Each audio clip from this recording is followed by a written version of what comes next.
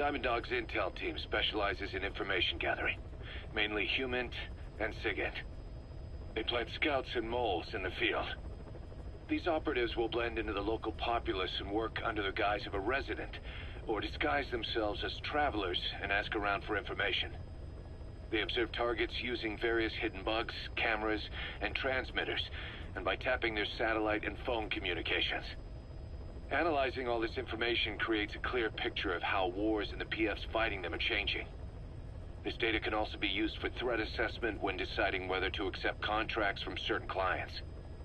And during missions, the intel team keeps track of target locations and produces FOM predictions, reporting mission-critical information based on real-time remote observation of changes in the AO.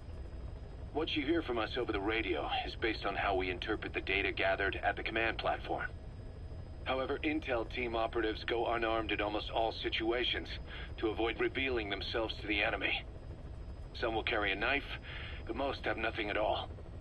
As such, don't expect them to help you take on heavily armed adversaries like PF soldiers. Think of them as entirely passive in the hot zone. Plus, they use all manner of techniques to remain inconspicuous in the field.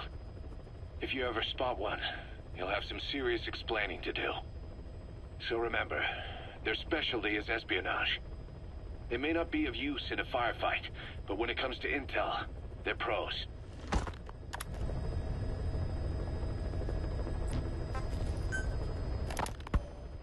DD makes a pretty good partner, huh, boss? Too early to say. Yeah? Just seeing him come back makes me real proud. What breed is he? He's not a husky. You're right. Siberian Husky is a cross between a Spitz-type dog and a wolf. I think DD might have some wolf blood in him, too. He isn't just smart. He's also shown remarkable judgment. If he doesn't do what you want him to, he's just doing what he thinks is right in the situation. And he's steady under fire. Remember, he's no lapdog. But learn his strengths, and you'll understand each other soon enough. You'll make one hell of a team. Ocelot. Why'd you take it upon yourself to train him? Huh? Why? Yeah. When's the last time you heard a wildcat raising a dog? I have an eye for him. I knew at first glance he'd make the right partner for you. Huh. And I figured it was about time he got out into the world. So you passed him off on me? There, you see? I knew you liked him. I don't know about that yet. I still think he's trying to figure me out, too. I'll spend some more time with him. You'll see how helpful he can be. What about you? I prefer to work alone. Ocelots don't hunt in packs. Yeah, something like that. Anyway, I'm glad you like him. DD's really taken to you, too. And to going on your walks. Don't be shy about taking him with you in the future. I'll think about it.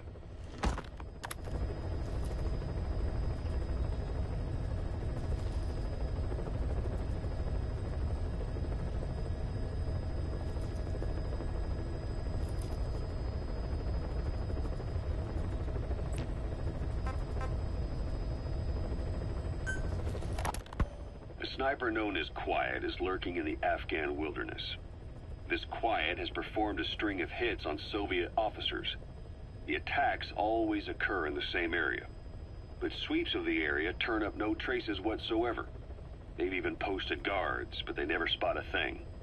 And then before you know it, another body's lying on the ground. You ever heard of someone who operates like that? No matter how still and silent a person tries to be, they always create some kind of ripple. Be it breathing, a heartbeat, eating, excreting, body temperature, sweat. If this sniper can really vanish completely, that's just not human. I guess Quiet is the right name. But what is Quiet's objective? The local guerrillas wouldn't use this kind of tactic. I just can't see them hiring some superhuman mercenary. And the Soviet officers who've been killed, well, they were all opposed to or skeptical of the secret weapons development being conducted in the area. Sure, they were a problem for those supporting it, but the Soviets have nothing to gain by killing them. So we have an assassin with superhuman combat skills who isn't working for the guerrillas or the Soviets. Miller has a theory that this sniper is a hitman for Cypher. He thinks it's time we silence Quiet for good.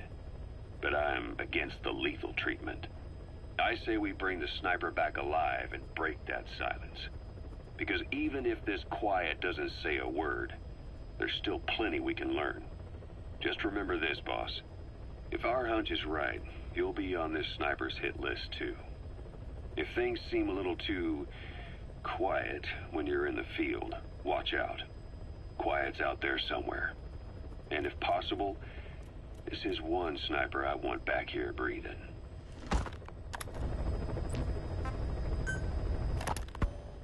When Quiet first came here, she demonstrated her marksmanship against that enemy fighter plane. It showed she was much more than your everyday crack shot. Hitting a moving target from 600 meters is a challenge, but it's possible with the right training and equipment. But shooting down that missile, that's a world apart from taking out a soldier on patrol. The chopper and the missile were in motion, meaning different vectors at high velocity in three-dimensional space, and she shot an unguided bullet that had to fight air resistance and gravity. All that while the chopper was taking evasive maneuvers. Some of the best target leading I've ever known. She has a superhuman sense of spatial awareness. You put her in a fighter jet, and she'd be an ace right off the bat. Hell, your judgment was top class too. Realizing she could take out that pilot, that's quick thinking. You and Quiet could make a hell of a team. You'd be damn near unstoppable. Quiet is still in her cell.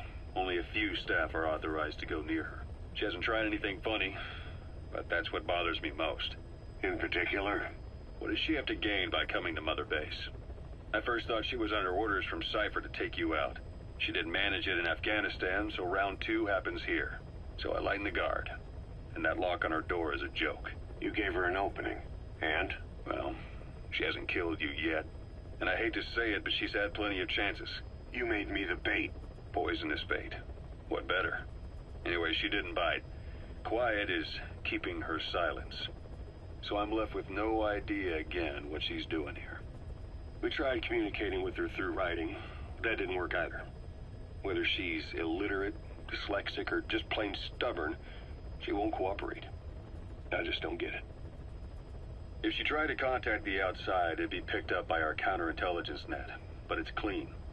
There's no sign she's had contact with the staff, the base facilities, nothing. She's almost got the men wanting her to try something, just to find out what she's up to. And she's in there putting on the failed soldier look, all downcast eyes and defeated sighs. But she doesn't kill herself. She can't be trying to leave Cypher and surrender to us. So what's the verdict?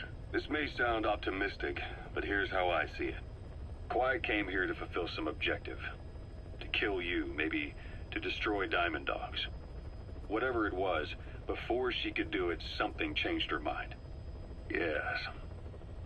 When I look at her, I sense hesitation. Do you think she betrayed Cypher? Can't say for sure. I prefer the ones that talk. Anyway, we'll keep her under watch. And we're also looking into those special abilities of hers. You'll be the first to know if something comes up. Why not look in on her yourself once in a while? Right.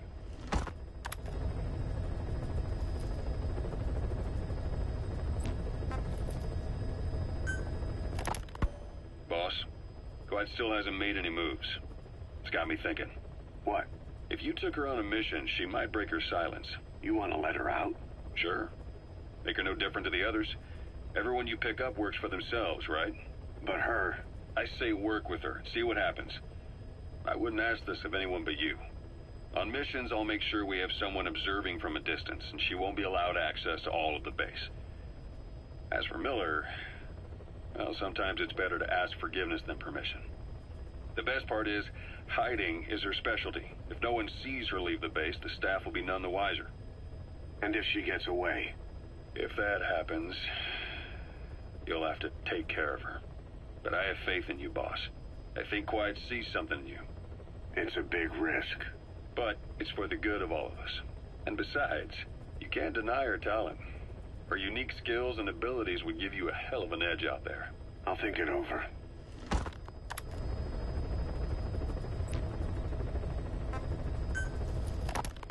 How long are we gonna keep that woman here? You mean Quiet? My personal feelings aside, she's putting everybody on edge. You should hear the stories. I got sick from just standing guard at her cell. I won't stand on the same platform as that witch. She hit me for no reason. What is this, a private army or a kindergarten? The thing is, they're all serious. They're faced with something they don't understand, and a kind of mass hysteria has broken out. I've gotten wind of countless plots to take her out. There are no grounds for this suspicion whatsoever. Put yourself in her shoes, assuming they see her as a prisoner here. No, even more so, if they do, she deserves to be treated humanely. I always thought our men were a bit more noble-minded, but... Look, I understand this is a stressful line of work, but to make her the scapegoat... You've got it wrong. Quiet? She's with Cypher. We have men that lost their buddies to her organization. You could say that about more than just her. Plenty of the men used to fight for another side, but they've all put that aside to work for the boss. Cypher is different. And if you ask me, the boss is the biggest problem. Why is he protecting her? Some of the guys are starting to suspect him of... I don't agree with keeping her here either. So what's your move? Throw her out? Kill her? She's our ticket to Cypher, and her physical abilities are outstanding. We could use someone like her. Don't make me sick. Her marksmanship, speed, stealth capabilities for a start. Then, there are the other things we've learned. Quiet appears to be able to use both eyes as master eyes simultaneously. That lets her track targets of different focal lengths at once. While looking through the scope with one eye, she can look for new targets with the other. That's why she doesn't need a spotter. She can operate alone, no matter the circumstances. See, I told you she's a freak. No one would be able to control her. No, there's one person who could. Hey, you trying to get the boss killed? Well, why don't we talk to him? See if he's willing to take her along. I don't like this. It's his decision to make. The two of them might even make a good team.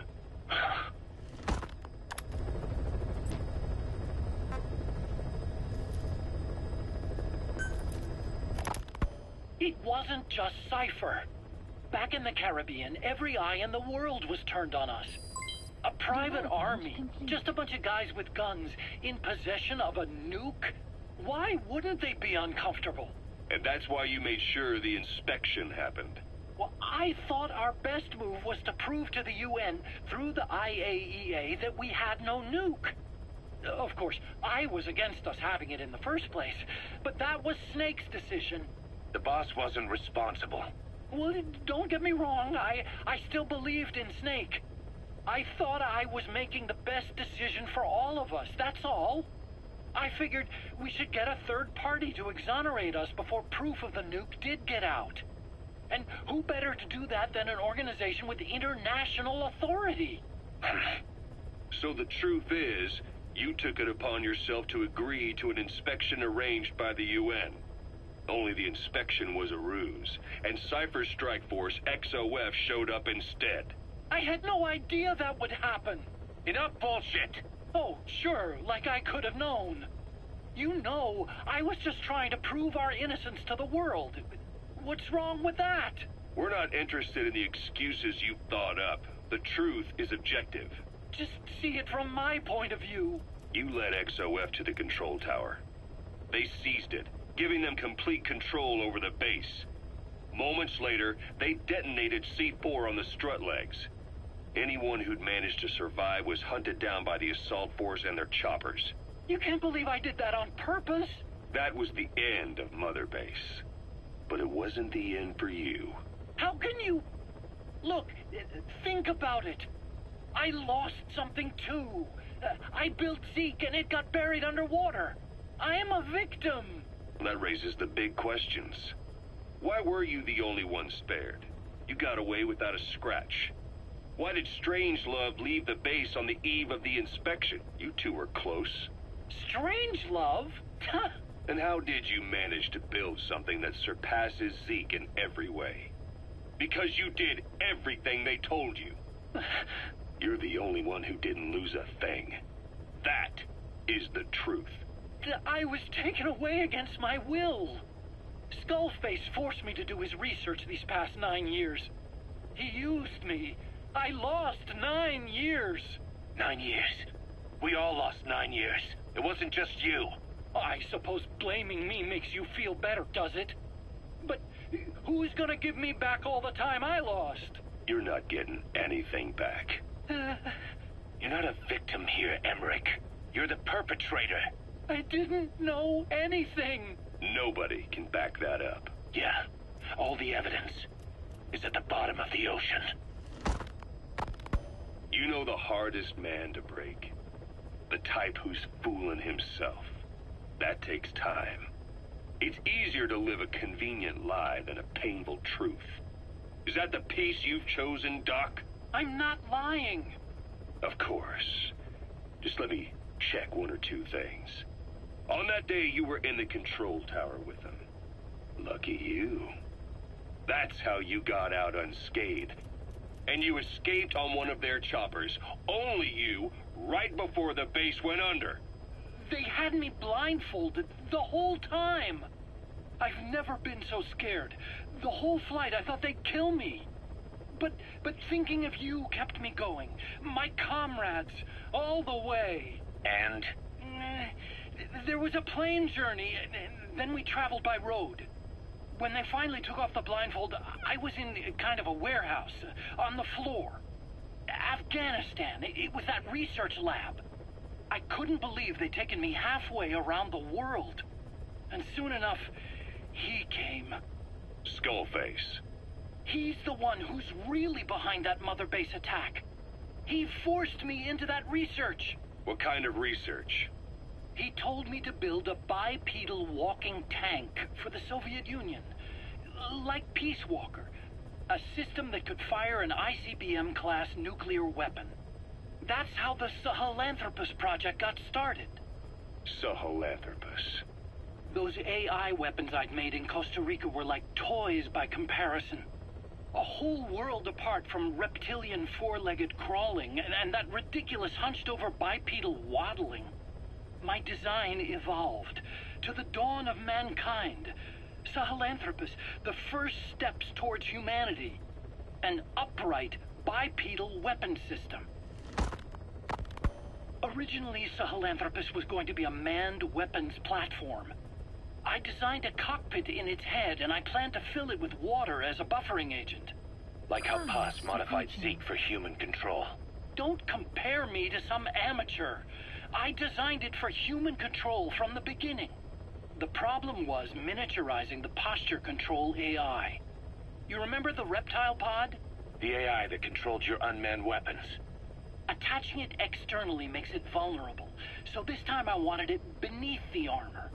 Meaning I had to make the AI smaller. I got it down to less than 1/10 the size without any loss in computation speed. But it was still too big for the cockpit. There wasn't enough room for the pilot. If I made the head bigger, its body would have to be bigger to support it. Too big to be practical. In the end, human piloting was taken off the table. I tested a remote control system too, but there was the time lag, and I wasn't satisfied with its precision either. Plus, it would be useless if the enemy jammed it. So next, I went back to trying an AI-only system. To do that, I had the AI pods recovered from Nicaragua. This was a hybrid AI, a combination of Peace Walker's reptile and mammal pods. The only AIs that had ever successfully operated an unmanned nuclear weapon system. Really? You'd need some help to get that working. Expert help. Did you work with someone? I worked alone. You did that yourself? That's the thing. The AI didn't pan out in the end either. But I did finally get Sahelanthropus walking by folding over its upper body to lower its center of gravity. The first upright bipedal locomotive weapon system in the history of mankind. I guess, technically it falls into the anthropoid ape category. I don't see the benefit of having it stand taller. On terrain with significant differences in elevation like Afghanistan, you need a body that's vertically adaptable. That also lets it attack from long range while using mountain ridges for cover. So, making it walk upright was the most important factor in giving it superior height capability. As the name suggests, that was the whole point of Sahelanthropus. But I was being pushed for results. Having the AI mounted externally would have been the fastest way to get it working. I just needed more data so it could maintain its balance. But Skullface refused to wait. He dismissed the idea of AI control and took Sahelanthropus away from me before I could finish it. But it was walking when it came after you. That's just it. I don't understand how Skullface got it to move upright, without a pilot or an AI. And walking at that speed, too. It's beyond anything I could have imagined. This is like the Wright brothers making it to the moon. I'm just as clueless as you are. So this Sahelanthropus, where is it now? I have no idea. All my experiments took place at that cave. I've never seen it anywhere else. Besides, it's still just an incomplete prototype at this point, and nothing but a paper tiger.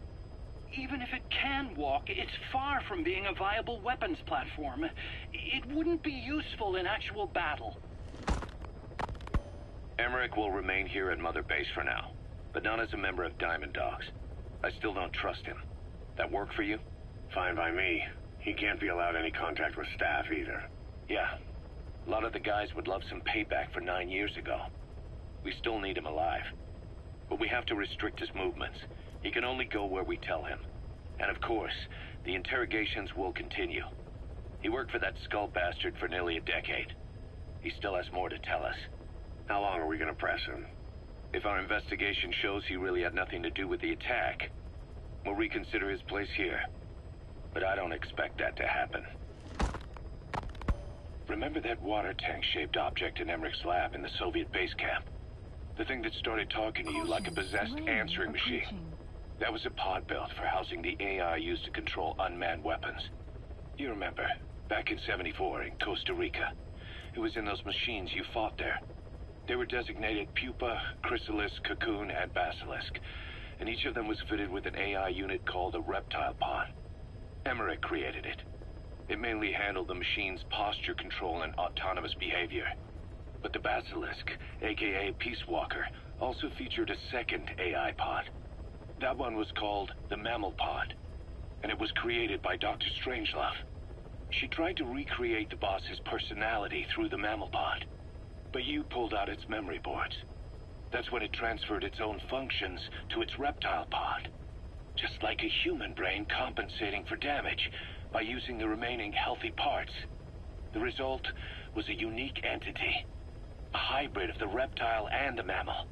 It sank to the bottom of Lake Nicaragua with Peace Walker. But apparently they salvaged it and transported it to that lab. Don't let it deceive you, Snake. It may sound like the boss, but it has neither a personality nor a will. Like Emmerich says, it's just a machine.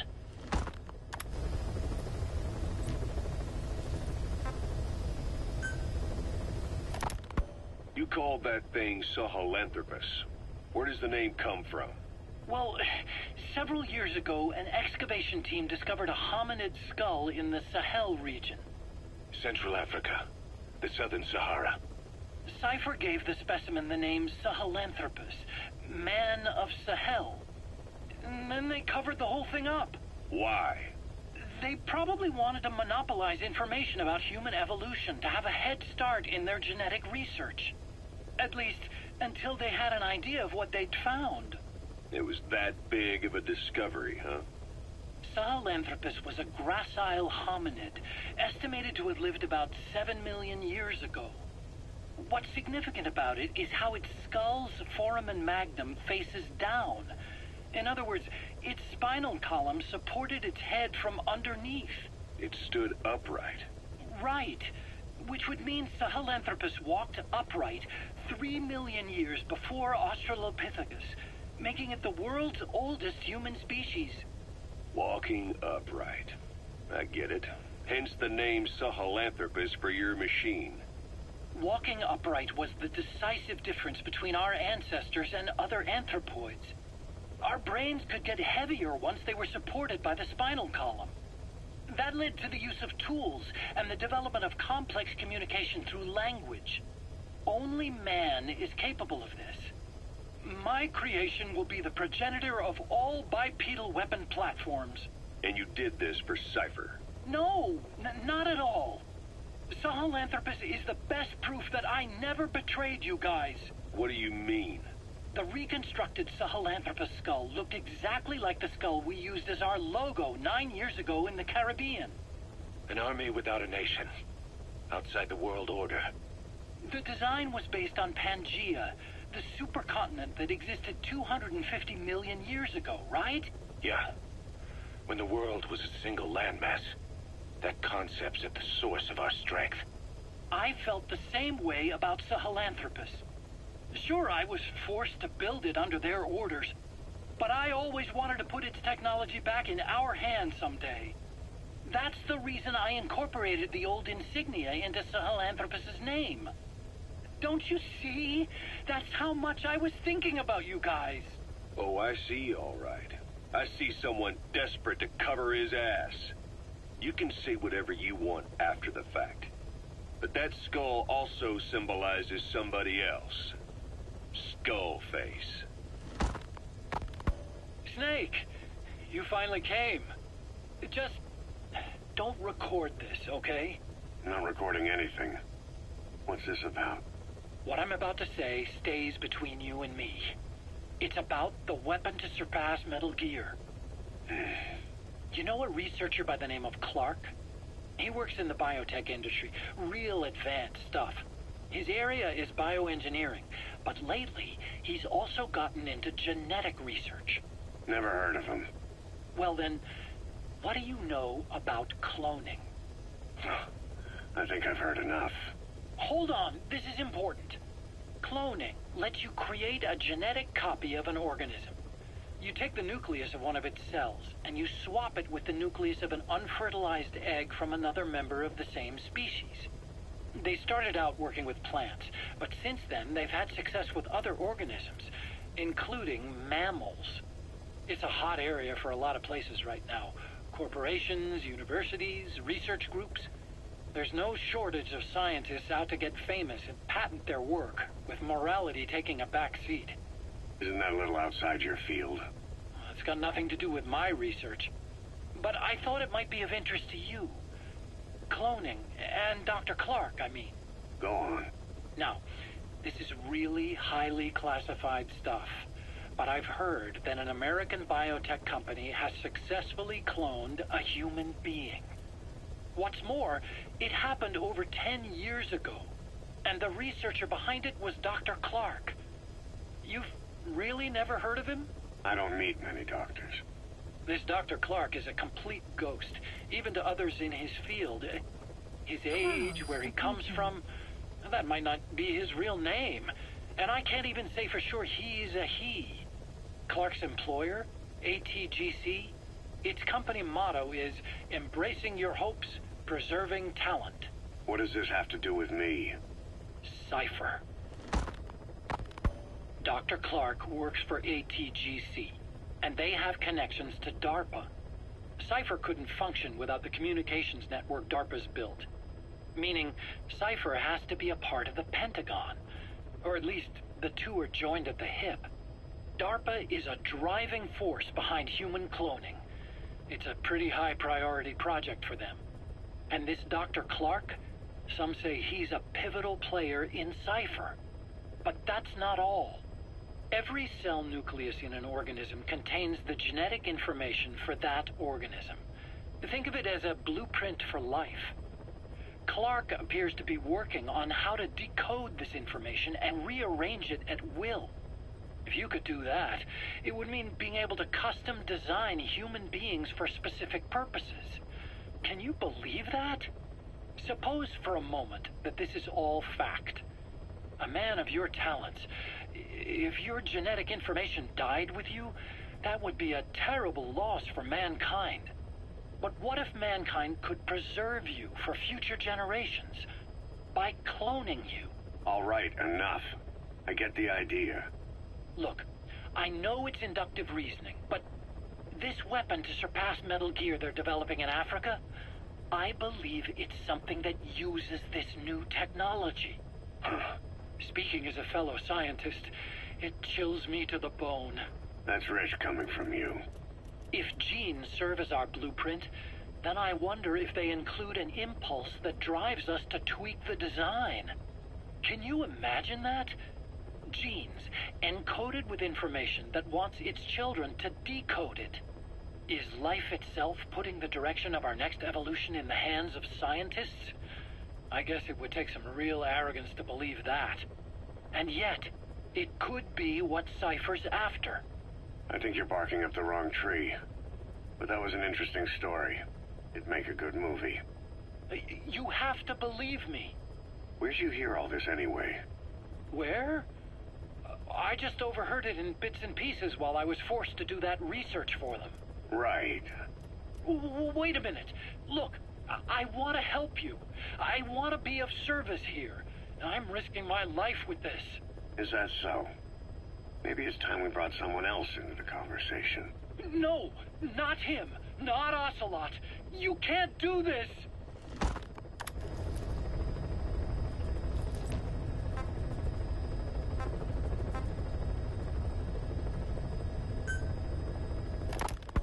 Boss, I have the report on that cargo we stole from Cypher's truck. The PF was transporting two things. The analysis of that malachite has come back first. Naturally, the main compound is copper. There's also a small amount of cobalt. Nothing unusual so far. Southern Zaire is a well-known copper belt. However, in addition to these, we also detected a trace amount of uranium. The content percentage, though, is too low for nuclear development. It most likely came from Shinkalobwe mine. That's where the uranium in that area comes from. The mine's closed, as all the high-purity uranium ore dried up a long time ago, but you could probably still find it there in small quantities. That said, there are plenty of other uranium mines that are in operation, like in Niger, Namibia, South Africa. Why go to an abandoned mine to scrape up whatever's left and ship it out in mass quantities without refining it?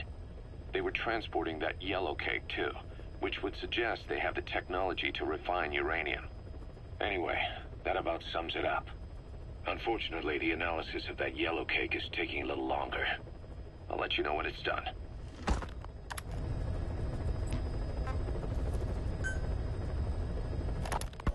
Ever since the attack on your unit 9 years ago, the name Big Boss has become known the world over. What do you mean? Those of your men who survived traveled far and wide. They fought throughout the world. In fact, they're part of the reason we have all these PFs now. Every one of them suffered their own phantom pain from losing you. Talking about you wherever they went helped to heal their wounds. Your actions and words, your legend, has been told on every battlefield they've set foot on. Obviously, as the tales have spread, the truth's been distorted, painted over. Big Boss sacrificed himself to show us the threat that Cypher poses. He sounded a warning, so it goes. A warning? Too much power destroys the hands that hold it. Apparently, you chose to be a living example of that. I never said any of that. The moment any truth is passed on, it starts turning into fiction. The problem is, fiction inspires people more than facts. To the world, you're now the legendary mercenary Big Boss. The lessons you've taught the PFs are the reason they're so widespread. They're the reason they've survived. And you know what they all aspire to? To one day go nuclear, just like you did, and stand up to Cypher. Of all the stupid things you could do. They'll never understand what you really wanted. Heroes are misunderstood. It takes a man of the same caliber to understand what drives them. Bottom line is, these guys want to be like their hero, Big Boss. And deep down, they all have their eyes on nuclear weapons. They say that a nuke is the only means of standing against Cypher. But these days, it's becoming little more than a slogan to rally the troops and survive in a cutthroat business. Currently, there are 3 major PFs who've expanded into Central Africa. CFA, Rogue Coyote, and Zero Risk Security. HEC's investigations have shown there's almost no overlap between their areas of operation. It's not so much a turf war, more like they have a gentleman's agreement. If you do cross paths with them, you probably won't have to face more than one at a time. Still, don't expect a walk in the park. The CFA, Contract Forces of Africa. These guys are a major player. Their head office is in Pretoria, South Africa. That's also where the South African Defense Force is headquartered. We think the two are closely connected. An HEC investigation revealed that most of the CFA's operators are former SADF soldiers. South Africa has been locked in struggles with neighboring regimes for years. That means constant action, and we know better than anyone that's the best kind of training. A company drawing its recruits from hardened military vets. You can bet they know how to handle themselves. Do not underestimate them. Within the CFA is a company of soldiers made up mainly of locally hired operators. They speak Afrikaans to communicate with personnel from the CFA, but if you notice any speaking the local language, that's them. Though hired from the local population, they were originally part of a paramilitary group, so they'll have plenty of combat experience. And unlike their days shooting junkyard rifles out of beat-up pickup trucks, the CFA now supplies them with the latest gear from the West. On top of that, they've been combat trained by the South African Army. All that adds up to a much stronger fighting force. So don't brush them off. Look at the Angola-Zaire border region. The east bank of the Munene River in particular. It's a microcosm of a problem that stretches all across Africa. There's a civil war going on in Angola fought between the government MPLA and the Western-backed UNITA. Zaire is still a dictatorship under President Mobutu, but numerous uprisings have broken out in its remote regions. With all the trouble elsewhere keeping their hands full, neither government has control over their side of the border. They depend on militias and PFs, as do the rebels. Government forces, guerrillas, militants, groups of all shapes and sizes hawk whatever resources they can to hire PFs. Conflict brings PFs. PFs expand the war zone, and more conflicts erupt in a continuous chain reaction. Sounds like our kind of work. Mother Base could grow by leaps and bounds.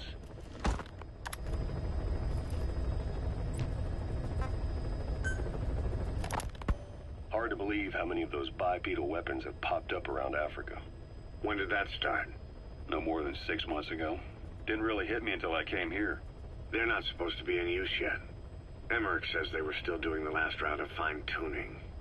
The doctor has no idea. His research has already hit the black market. Both sides of the Iron Curtain will have it by now. Even so, they're spreading much too fast. Sure, the Walker gears can operate in any terrain. Their mobility's just as good in the jungle as it is in the desert. That would come in handy in a place like Africa. They are modules that can one day be used as nuclear weapon systems. And with that in mind, the numbers are way too large. There must be another reason they're so widespread. Like what? It's all about needs. To small-time outfits like most of these private forces, this product is a dream come true. Hell, it goes beyond PFs. This is the ultimate weapon, the forbidden fruit, for anyone with an enemy to fight and people to defend. A nuclear deterrent. Exactly. Sounds familiar, huh? PFs are all operating off your playbook. You created these times. But could this be the new weapon in Africa that Emmerich talked about? If it is, why is Cypher letting everyone and his brother get their hands on one? What comes next? Selling nuclear weapons in the open? Making them public property? Why don't they give that a try? Then the next war really will be fought with sticks. Right. The man we're dealing with isn't foolish enough to make a suicide pact with the world. So, what is Cypher really up to?